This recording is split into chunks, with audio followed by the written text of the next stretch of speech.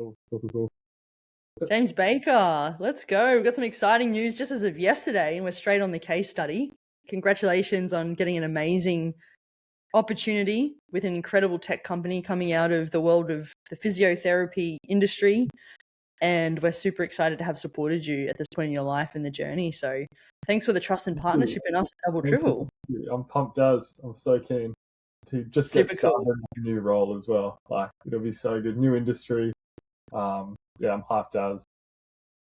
So good. So take us back to, how did you find us at Double Triple? What was the interest in terms of, getting started with us, and what compelled you in your life to move away from what's like been an incredible physiotherapy career and to want to make a move into the best industry in the world? Yeah, fully thinking back. So I think like most people in the program, it came on like Caelah's Instagram. I was looking at you two ladies like, oh, you're living the dream. Like, that is, I'm busting my ass going into the office every day. You guys are like, I don't even know where you're living, but most stuff from home, making a good income. And I was like, that looks nice. And honestly, like, throughout uni, I went into physio from uni. I went to physio from school into uni. And like, throughout it, it was kind of just that juggle of like, is this what I want to do? I was looking at a few things like med device, for instance, med device sales, which is a lot of physios go into.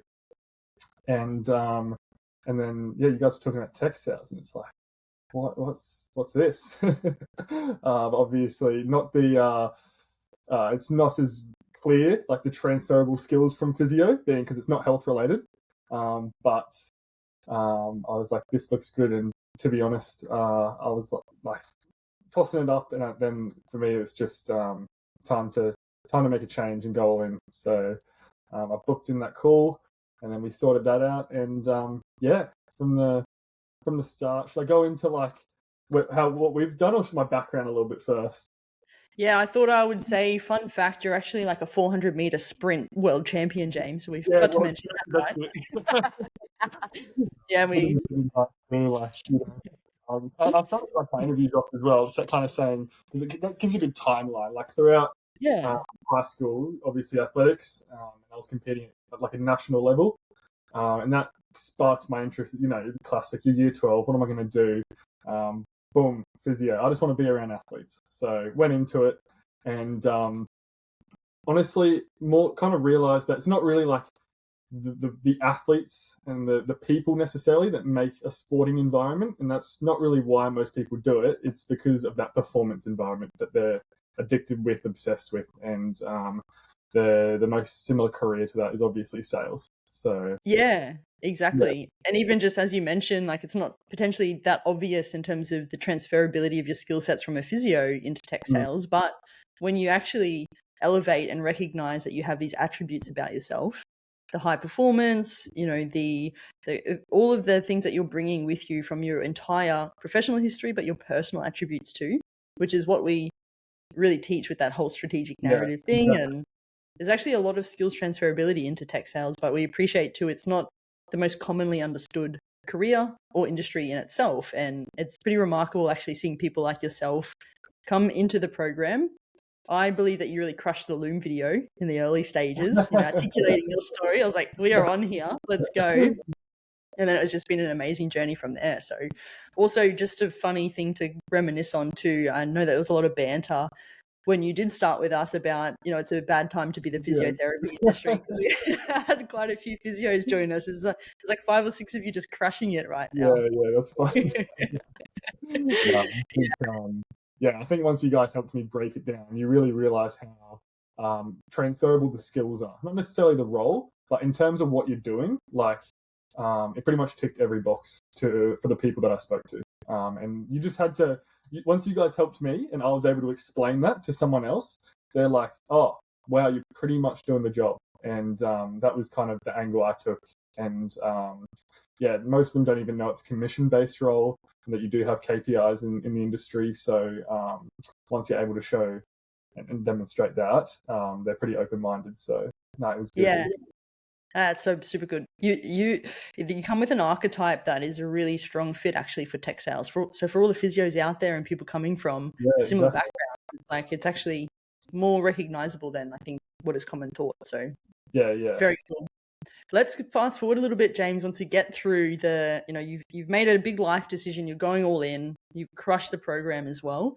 I would love to start in terms of the program execution, and we've got a bit of a secret sauce under the hood in terms of the playbook in the program. But a really big standout moment for me, for you, and I'd love you to talk to this, is the moment when you had a big tier 1 tech vendor opportunity in Salesforce, and you were just like, I'm going to cold call this person. It's like your first cold call ever, wasn't it? Yeah, literally.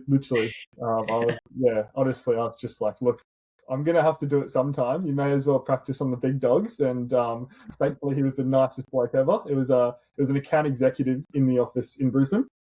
And cold called him, had my little script there, like, this is going to bang. And then he kind of picked up really casually, and my script was a bit formal. I was like, I'm applying for, this and this. And he's like, yeah, what do you want to know? And then I realized, like, the next bit's a bit formal. So, you're kind of like freestyling it, but I was like messing up my words. But he kind of got what I was getting at. And he was like, look, mate, like, he was just the nicest guy. He was like, look, that's great. Just quietly, like, this is probably the hiring manager. And these are the recruiters. And I already mapped most of them, but the hiring manager I was a bit unclear on. So that was gold. And he was like, just reach out. Honestly, if you do what you do here, if you do what you did here, she'll probably like it. So that was the next step, which was a bit scarier. But again, just like that experience of already cold calling, kind of busting out the cobwebs, I guess you call it. And it's just about pushing yourself over that line, I guess. And cold called her. That went good. She referred to me as a blue bird, they said they call it in the industry. So I still don't know what that means. But she instantly got me in touch with one of the current BDRs at that company who just got promoted. And he had done exceptional. And then, that was the BDR who referred me internally and pretty much kind of mentored me throughout the process as well. And so, that was my first kind of taste of it. And it was fairly addicting, getting that, doing something hard and it kind of paying off. Feels good. It's awesome. Yeah.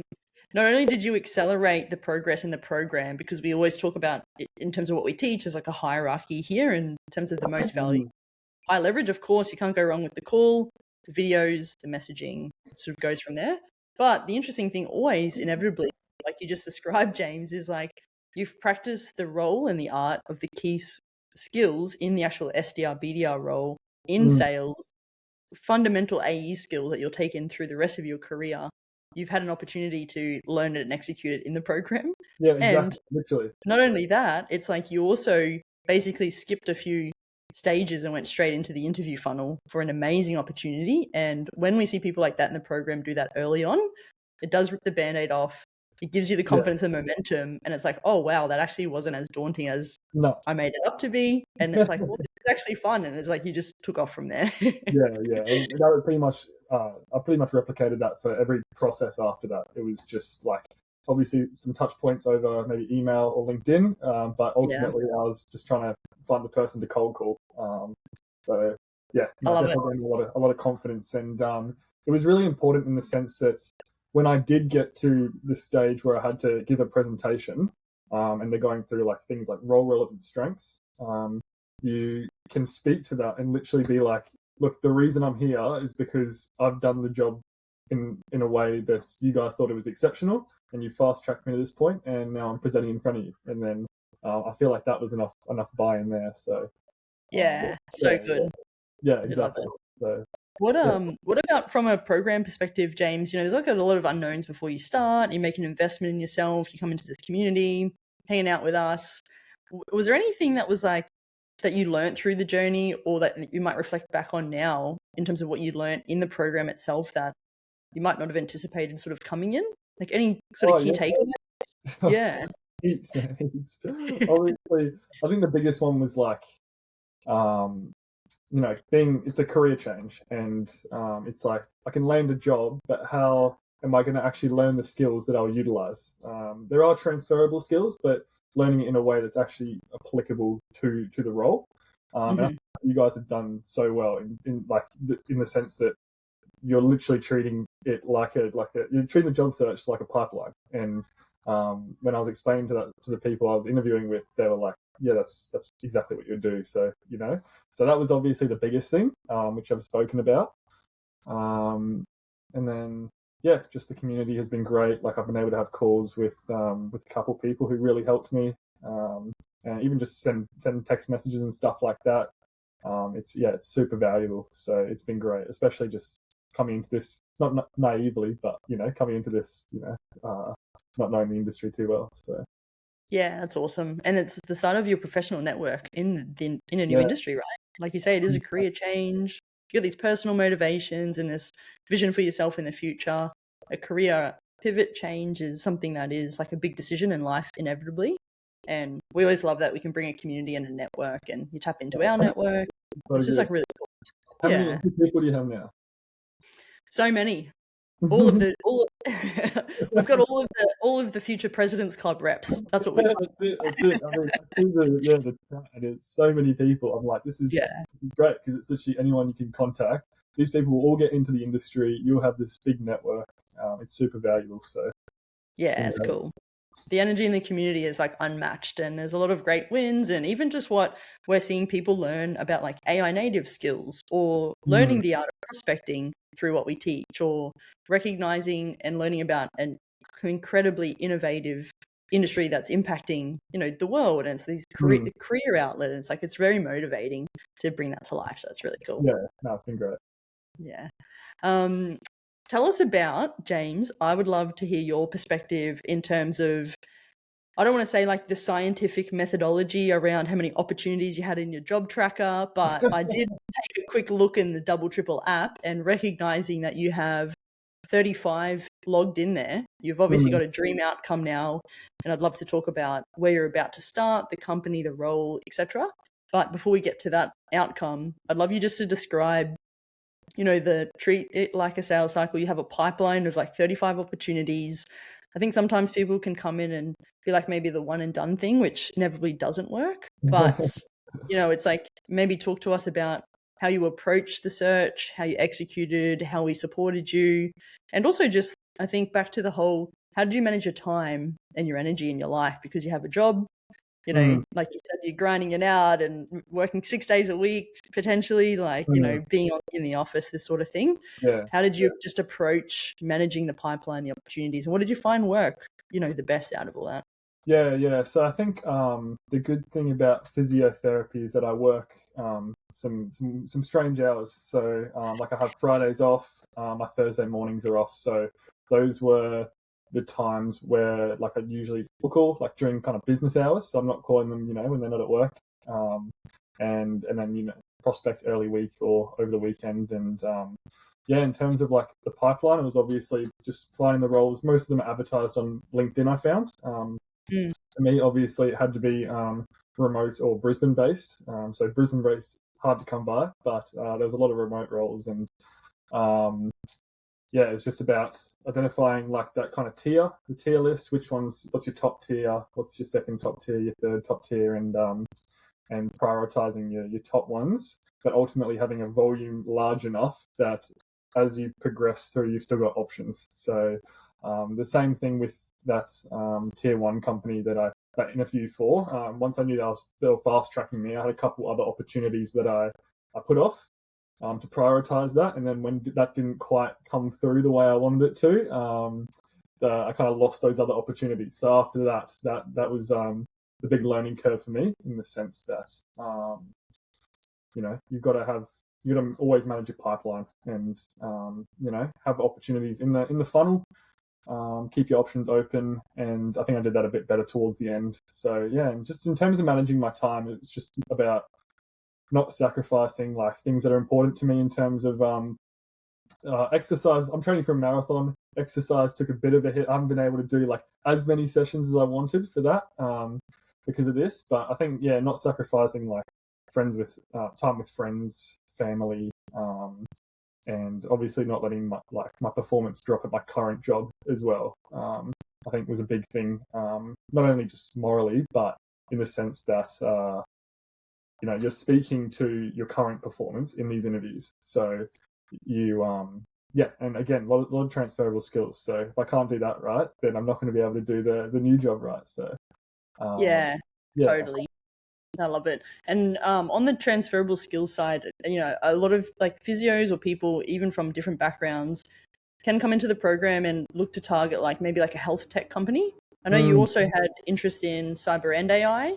And then what we very much advocate for is making sure it's like maximizing the move and it's the best possible opportunity tech company role you can possibly get into with this change.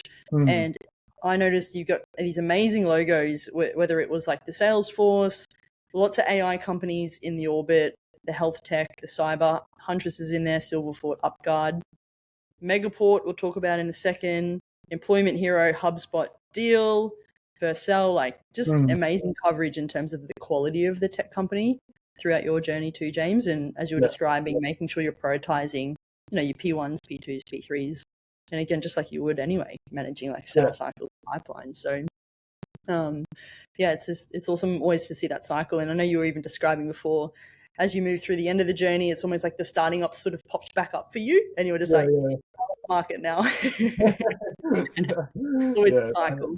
But very helpful, because like some of those I had called SDRs there, and linked with the managers. So when the role did pop up, they were like, boom, we're ready, like, do you want to interview? So it's also acknowledging that when a door closes, sometimes it can open again. So yeah, absolutely. There's always inevitably like a cycle, and the best thing is there's always opportunities, demand. It's a booming industry, and inevitably companies are always going to be hiring for growth or attrition, and so it's just cyclical in a sense. And that's why I think it's the onus to make sure you do also learn and profile correctly, because it is a career decision, right? So yeah. They're all good connections, and honestly, like, if something doesn't come through, they all provide me value as well. Like being a career changer, I was doing plenty of listening, and nice. So super cool. No, you did really, really well, James. It's like it was awesome to see you execute throughout. Tell us about the opportunity that you have landed. Now, I know we spoke yesterday, and it was like final soundboarding, decision making. Typically always happens like, am I making the right decision? And I gave you a big vote of confidence because you've actually landed at an SDR role at Megaport, which is an incredible profile by not only like the must to have in terms of the technology and the networking space, but also the people culture element, and also the profile of like the founder Aussie tech company, and going also into like an enterprise type sales motion to really start your career in this new industry. I think it's an amazing outcome. But talk us through the company, the opportunity, the journey, and ultimately like why you made the decision there in the end. Yeah. So it's an SDR role at Megaport, as you said, hybrid role in Brisbane, which was huge for me. I think being again, career changer, being in person will be invaluable. Obviously remote's good, but having that kind of hybrid base where I can go in, learn off people, meet people, have that connection was really important. And my understanding is that they're essentially like an AI infrastructure company. So it is pretty technical. And during the interviews, you kind of like, this is my understanding of it. And they're like, look, you don't have to be an expert. This is kind of what it is. It's just in an industry where it's obviously it's boomed, and it's obviously going to be super essential. It's one of those, like, as I kind of said yesterday, some people might see it as like not too sexy, but it's a must-have, and Megaport's in a really unique position where they've had that infrastructure from because they're a fairly established company, and then now that with AI they've made that pivot, and they're in a really unique position to capitalize on that. So they've seen really great growth over the last couple of years. There's one other SDR in my position in Brisbane, and he's exceeding quota by something like 120%. So, exactly. So, doing well for himself. And honestly, like, the people above me are very experienced, and just having close touch points with them is great. The culture is awesome, which is again pretty important to me. I also come from a few team sport backgrounds, and So yeah, I want that like community, which has been great. So yeah, should I speak about like kind of the journey with Megaport? Yeah, go for it. Nothing too fancy. Like I cold called again, like another account executive. I'm pretty sure he was the founding SDR, like sole SDR in Brisbane. And he worked his way up to that account executive position, Brisbane based, Brisbane boy. So I had a good chat with him. And at the time, he was like, yeah, look, like, I understand you've got a good reason for moving, but we are looking for a Japanese speaker. And I was like, oh, well, I did Japanese till year 9. So Nice. Yeah, didn't throw in like a arigato gozaimasu, yeah, in exactly response. like a Yeah. konnichiwa type thing. Yeah. So I think that was able to like kind of break down the walls, and we can have a more casual conversation. He was like, "Look, like that sounds great. Have a chat with one of our current SDRs who is currently in the role, or the only one actually." And again, kind of just they ask you a little bit about like why you're doing it, make sure you do it for the right reasons, and then ask you about kind of I'll just tell you about like the role and the company. And yeah, sounded like a great opportunity.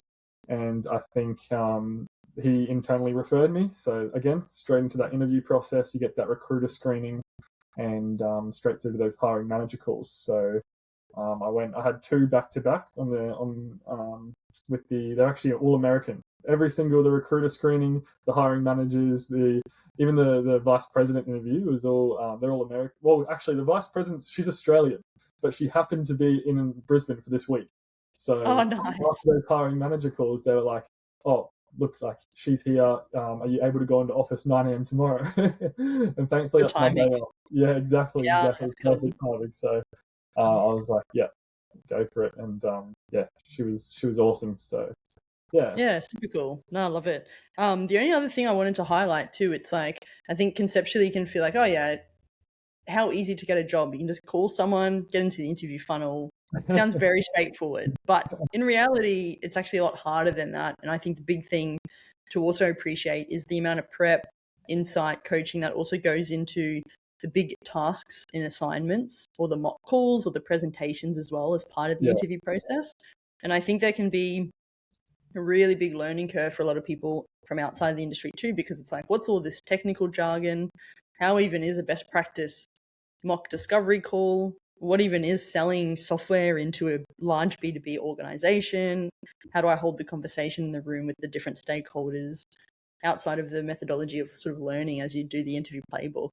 yeah, But would love you just to share a little bit of light in terms of how you might have approached those stages too, James, and sort of the yeah. benefit of the coaching around that too, just to aid your own learning and development, but also feel really prepared as you actually moved into the interview itself.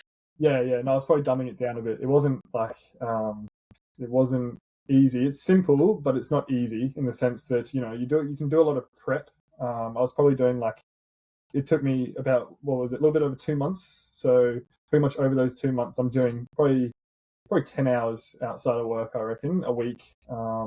Just like doing the equivalent like prospecting, preparing the cold calls. And I think you guys do a really great job of making you hammer your why. And this is the importance of doing, I guess, having a pipeline and speaking to multiple companies, because you can practice it. And you really have to know why you're doing it, because the first question anybody asks you, especially if you're a career changer, is, yeah, why tech sales? And you really have to kind of have a formal answer for your interviews, but also it comes up on those calls that I was talking about, where you can't just rattle off a formal answer. Like, you need to be able to simplify it. So Yeah, um, and genuinely speak to your motivation. Hey, the whole framing around answering the why, but the why tech sales or the why UI now. And you yeah, want to be able to flexibly speak to that from a point that is genuine and authentic, and it's highly motivating, and it also inevitably positions you from a point of strength to the receiver, mm, because that also is a big input for them in terms of you as a number one candidate at the end of the yeah, day. yeah, exactly. You have to know why you're going to be better than people they might be interviewing who already have tech sales experience as well.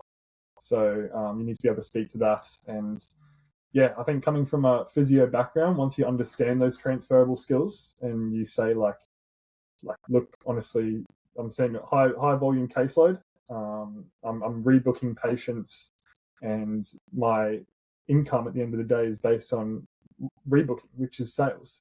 And you Yeah. can see that, and it's like, so if I'm not super passionate about this, why wouldn't I just go all in on the sales part in an industry that's really exciting right now? So, and yeah, I guess for me, I spoke to my athletic background a bit as well, and just having that kind of performance and even like team environment background, they really value that. So Yeah, absolutely.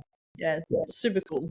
Oh, I love it, James. It's very exciting. We're very I'm excited to see the new excited. phase. Yeah. Yeah, Maybe to wrap it up, I'd love to hear if someone's listening to this on YouTube and they're just like, James sounds like a legend. Sounds like a dream outcome. Let's see him make President's Club, but they might be on the fence in terms of, coming into double triple or making the career change or thinking about the investment into the program to help them get to that future state that they're looking for. Um, what would you say to them? Like, is there anything that was surprising to you, or it's just like, could you have done this yourself? Or do you have any advice for people that might also be considering it or being at that point you were maybe 2 or 3 months ago? yeah. Honestly, no, it's a good question. I think couldn't have probably done it by myself, to be honest. If I, you could kind of see in the group chat as well that I was really needy at the start. I'm sending heaps of messages, asking heaps of questions, and it kind of pitters off because you learn all those skills. And I just wouldn't have been able to learn those skills. So I would say, again, just understand your why. Make sure this is what you want to do, because it's not like a pay to win per se. You do have to put in the effort.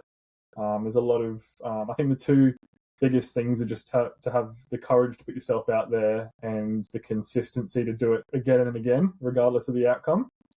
So know your why, understand that, yeah, it's important to invest in upskilling as well. That was a big thing for me, like, and not only upskilling, like you're building connections as well. It's pretty invaluable, and this is an industry that will pay you back pretty quickly. So if you are looking for an SDR role, yeah, definitely invest in yourself, and first and foremost, understand like why you want to do it, and make sure it's the right thing for you.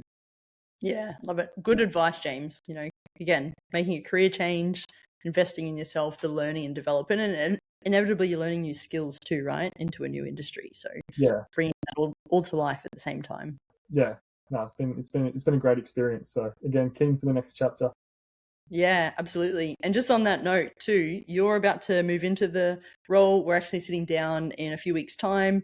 It's actually a highlight for me as a coach at Double Triple to sit down with people. And this is Yeah, even a nice talking through like the journey to get the role, but it's also now the work begins in terms of succeeding in the role. And I always love to, you know, sit down with our members too. I'm looking forward to our session when you're going to be probably 2 or 3 weeks in the role and just get a bit of a lay of the land. Yeah, teach you some pros, hit the ground running, and always setting people up for success in that 30, 60, 90-day plan that we have as part of the Accelerate and the Elite programs. And it's always, I've seen now a big wave of people, come through these phases, and highlights for me is helping people to get quick wins early in the role. So the famous thing is like, a few members have, prior to starting the role, their managers have said, by month 1, we want you to, go to lay the land. By month 2, setting things up. By month 3, closing your first deal or booking your first meeting. And I love to be like, scrap all of that. You're getting your first in month 1. Let's go. Here we go. I'm all ears. Yeah, it's going to be good. A few more weeks and we'll be sitting down to strategize on that, James. So very exciting. Let's go. When's your marathon, by the way? When's your next marathon? I'm doing Sunny Coast. It's next week. Cool. It'll be chockers. So I've put in the work. So I'm keen to just do it. But I'll just try to beat Caelah's time, maybe. Hey. Yeah, I think that's a good goal. Yeah. What was that? 3. Yeah, she got like 340 something. Yeah, low 340s, I think. Maybe not. What are you going for? What's the goal? If I can get, honestly, a finish would be pretty nice to start with. Nice. If I can get sub 4, that would be a nice little addition. But I think the fitness chapter's starting now. I'll get this marathon out of the way, and then I'll lock in because I've been putting in the work for this interview stuff. For sure. Yeah. Well, all the best for the marathon next week, James. And I love that you're also starting your next fitness block with a marathon. Nothing screams high performer like starting a new fitness block with a marathon straight out of the gate. It'll kick me in the ear. It'll kick me in the ear. So good. Been a pleasure supporting you on this journey too, James, and really appreciate you jumping on with us and sharing your experience through Double Triple. And as I mentioned, work's just about to begin. We're really excited to support you now for the rest of your career. So appreciate you, again, the trust and partnership in us at Double Triple. Likewise. You guys have been immense. So I really appreciate all your help. Yeah. Thanks for being a part of it, James. Thank you.